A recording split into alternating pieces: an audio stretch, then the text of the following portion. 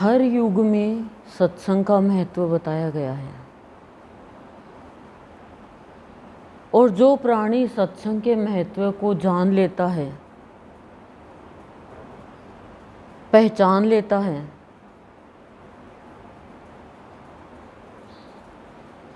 कि सत्संग ही वो सनातन है,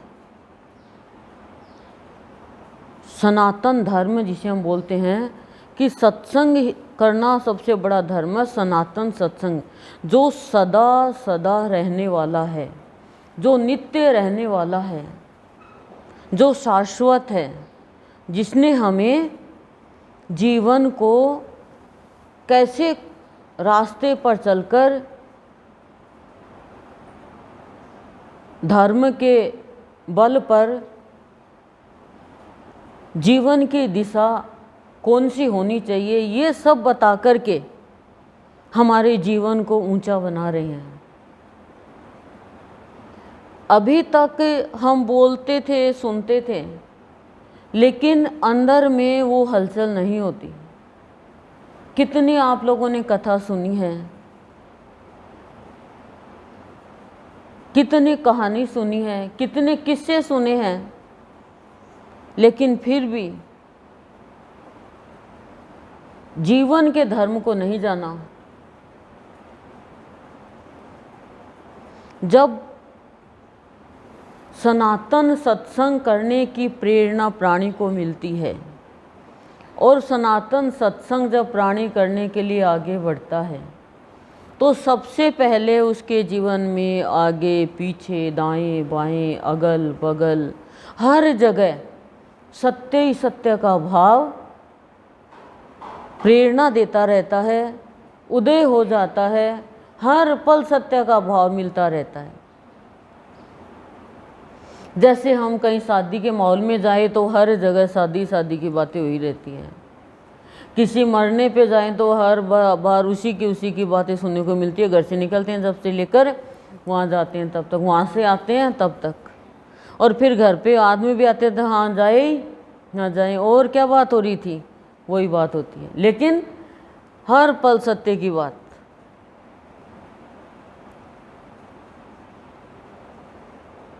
और यही तो अजर है, सत्य ही तो अजर है, सत्य ही अमर है, सत्य सनातन क्या है? ईश्वरीय भाव, ईश्वरीय धर्म जो कभी मिटने वाला नहीं है, था और रहेगा।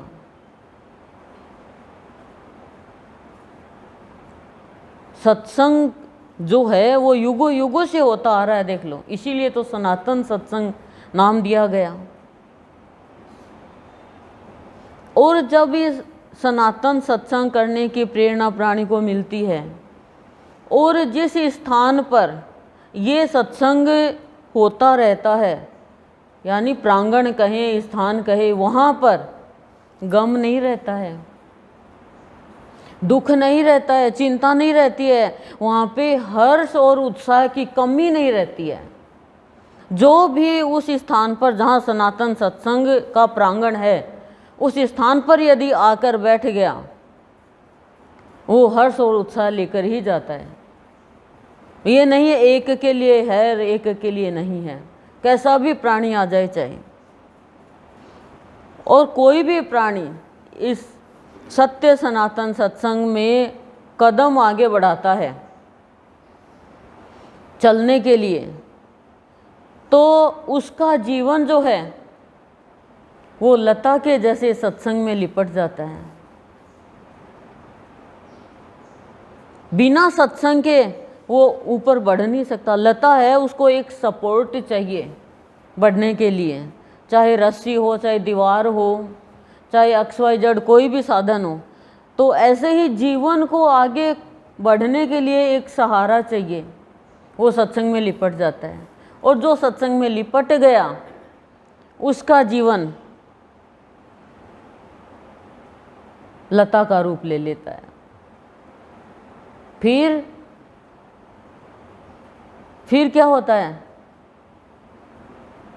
फिर कोई भी तामसिक वृत्ति की भावना वाला उसे रोक नहीं सकता। चाहे वो कितनी भी कोशिश कर ले, कितना भी वो साधन अपना ले, कितना भी दुर्व्यवहार कर ले, उसको रोकने की ताकत नहीं है। लिपट गया सत्संग के कैसे, अब चीनी घुल गई पानी में, अब वो नहीं निकल सकती।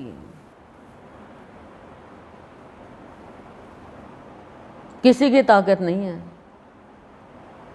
एक बार यदि सत्संग में लिपट गया तो तामसिक वृत्ति वाला फिर अपनी पूरी कोशिश कर लेता। देखो किसी भी भक्तों को नहीं निकल सके, दूर कर नहीं सके। हाँ, खुद भगवान से जरूर दूर हो गए, क्योंकि ईश्वर की शक्ति महान शक्ति है। और एक बार भाव से, भावना में भाव भर के सनातन सत्संग करके देखो, जीवन सार्थक हो जाएगा। भाई वासना से करते हैं, देखा देखी करते हैं, कोई क्या हो रहा है ये देखने के लिए आते हैं, वो एक अलग बात है, वो आपका कार्य पूर्ण हो जाता है। सत्संग करेंगे तो ऐसे भी सुख सुविधा हमारे जीवन में होगी, लेकिन सांसारिक सुख सुविधा एक टेम्परेरी है। शाश्वत सुख सुविधा जो मिलेगी सत्संग की, वो तो सनातन सत्संग की ओर कदम बढ़ा के देखो। कदम पे हम चल कहाँ रहे हैं, कदम से कदम मिला के। हम तो संसारी कदम के हिसाब से चल रहे हैं सत्संग में आकर भी। हमारी सोच कैसे चल रही है, हमारे विचार कैसे चल रहे हैं, बताओ आप। क्योंकि आपको आभास हुआ भी होगा कुछ को, या नहीं भी हुआ होगा, मुझे नहीं पता, लेकिन ये वास्तविक बातें हैं। जो इस सनातन सत्संग में आ जाता है, सबसे पहले इस सत्संग का क्या काम है? प्राणी का जो भोलापन है ना, कि कोई भी उसको मूर्ख बना दे, सबसे पहले वो दूर करता है, होशियार बनाता है। फिर शुभ संकेत मिलने शुरू हो जाते हैं, अशुभ संकेत खत्म हो जाते हैं सारे।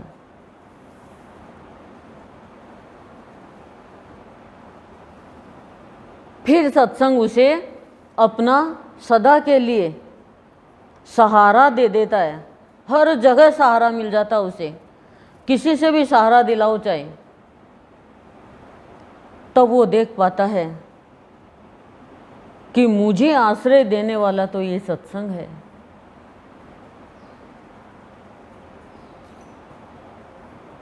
कहीं पर भी आश्रय नहीं मिलता। आश्रय का मतलब शरीर छोड़ के जाएंगे तो भी आश्रय मिलेगा,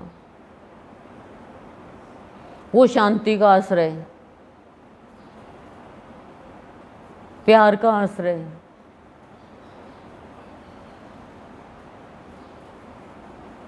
तब वो सत्य के भाव से सजना शुरू करता है।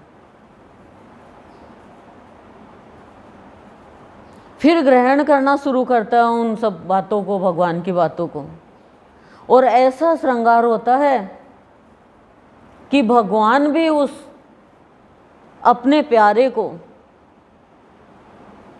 अपना स्पर्श देना चाहता है,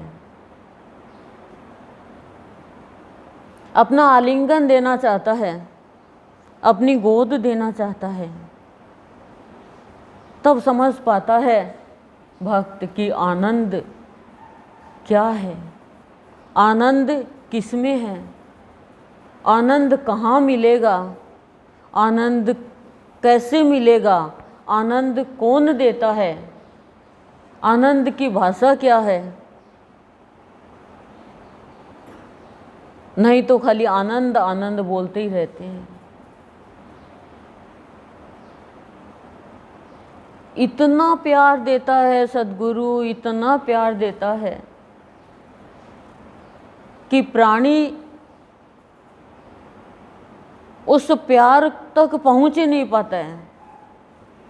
लोगों का प्यार समझेगा तब तक भगवान का प्यार कहाँ समझेगा। मतलब इतना सा भी दर्द सहन नहीं करता भगवान अपने भक्त के, इतना प्यार करता है। वो लोगों की बातों पे नहीं जाता है,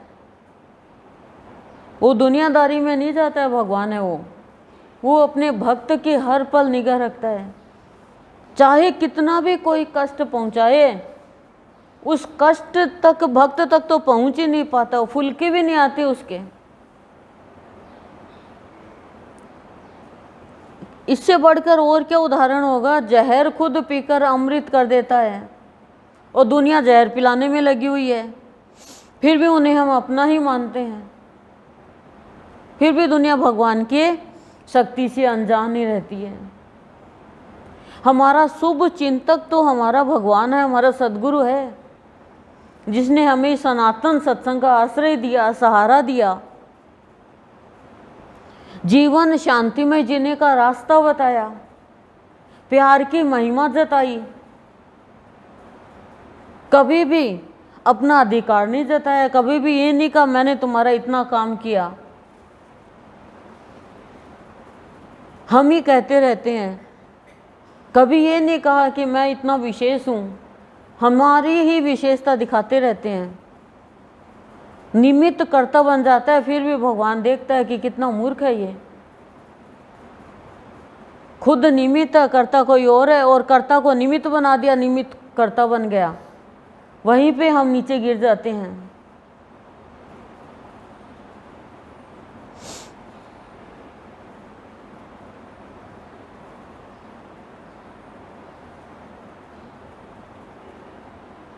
क्योंकि जब तक प्राणी ईश्वरीय भावों से सजेगा नहीं, सनातन सुख नहीं मिलेगा, सनातन धर्म पे चलेगा नहीं, तब तक उसे दर्शन नहीं होंगे भगवान के।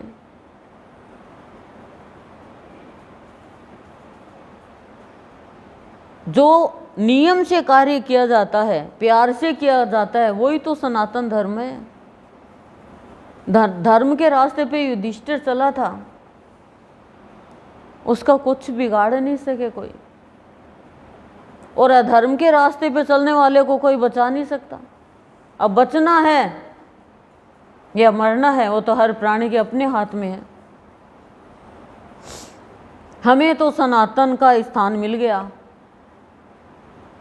अब हम सनातन सत्संग को छोड़कर और स्थान पकड़ते हैं, तो ये मान के चलो कि हम इस लायक नहीं है अभी।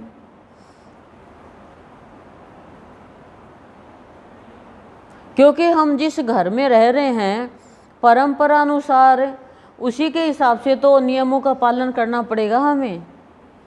रह रहे हैं हम अपने घर में और पालन कर रहे हैं हम कोई और ही किसी के बताए अनुसार, तो क्या कहेंगे, इसका तो 1.5 मोठ न्यारा ही है। अब 1.5 मोठ मतलब 1 मोठ आधी दाल, आधा मोठ है, 1.5 तो यही हुआ ना, जिससे कुछ नहीं होता है। 1.5 किलो नहीं, 1.5। तो ऐसे ही सत्संग में जो बताया जाता है उसके मुताबिक हम नहीं चल रहे हैं, तो भगवान भी तो कह सकते हैं कि इनका तो 1.5 मोठ न्यारा ही है।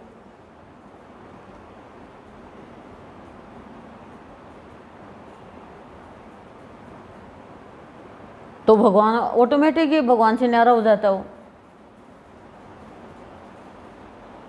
मुझे बहुत हंसी आती है कि भगवान कोई परिवार वालों से न्यारे होते हैं, दौरानी से न्यारे होते हैं, जेठानी से न्यारा होते हैं, इससे न्यारा होते हैं, न्यारे घर का न्यारा बढ़ना, लोग भगवान से ही न्यारा होगा। अब बताओ, जो हमारा अपना उसे न्यारे, शुभ चिंतक है हमारा, हर पल हमारी रक्षा करते हैं, उनसे भी हम न्यारे हो गए।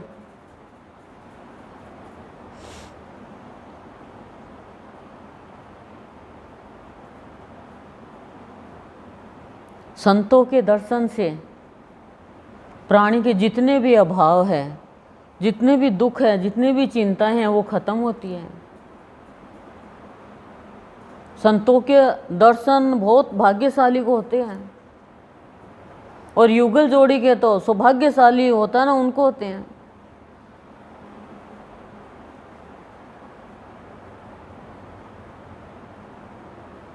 देखो, जैसे हम सब घर में रहते हैं, घर का काम करते हैं, सुबह से प्रभात से लेकर रात्रि विश्राम तक, बाल बच्चों को पालना, उनकी सारी खाना पीना रहना कपड़ा सब सारी तैयारी करती हैं, पति की सारी तैयारी करती हैं, सारा मतलब देख रेख करते हैं, खाना देना, नाश्ता देना, दूध देना, चाय देना, इस टाइम पे ये देना, पूरा हम अपना परिवार संभालते हैं, घर की नारी जो है।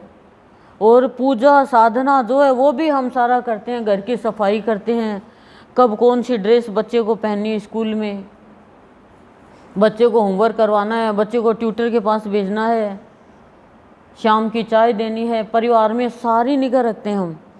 फिर भी एंड में क्या कहा जाता है कि घर में बैठी करती क्या हो तुम। पति है वो सारा घर की व्यवस्था करता है, कमाता है, सारी सुख सुविधा करता है, लेकिन इस सनातन सत्संग में हर बात का निदान हुआ है और हो रहा है और होता रहेगा। हर एक नारी की समस्या का, हर बात का निदान होता है। यहाँ पे रोती आती है, बिलखती आती है, दुखी आती है, चिंतित आती है, कोई किसी की मारी, कोई किसी की मारी, कोई किसी की मारी। लेकिन सदगुरु कह रहे हैं कोई किसी की मारी, कोई किसी की मारी, मैंने सबकी तारी। लोगों ने तो तुम्हारी उतारी, मैंने तारी। क्या उतारी? इज्जत, पर मैंने तारी, उद्धार किया मैंने। दुख से, चिंता से, हर एक उस बात से जो मन में सोचकर आते हैं वो भी पूरी हो जाती है।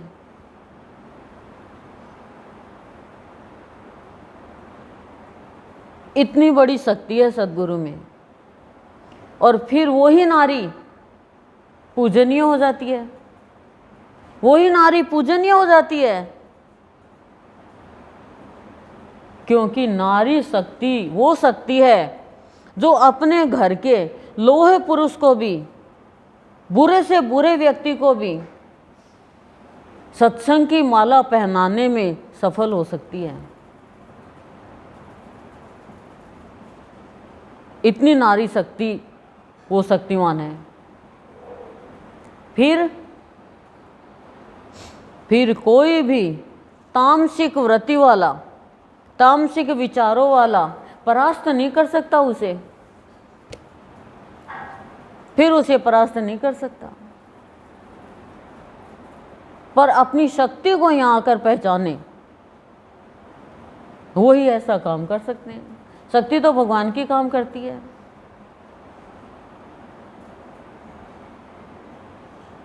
जब हम यहाँ पे आके सदगुरुदेव के प्रवचन सुनते हैं, अमृतवाणी जो भाव निर्जन की, इनकी अमृतवाणी की व्याख्या सुनते हैं, तो हमारे रोम छिद्र में जानी चाहिए अमृतवाणी। जब रोम छिद्र में जाने लग जाएंगे, हर एक रोम छिद्र में, तो भाव का प्रवाह होने लगेगा हमारे पूरे शरीर में, हर एक रोम छिद्र में। तब हमारा जीवन सफलता की ओर अग्रसर होगा। तब हमारा ये सनातन सत्संग करना, सनातन धर्म पे चलना, सनातन जीवन बनाना ऑटोमेटिक स्वतः ही सार्थक हो जाएगा। आनंद ही आनंद, आनंद ही आनंद, आनंद ही आनंद रहेगा फिर। ओम शांति ही शांति, शांति।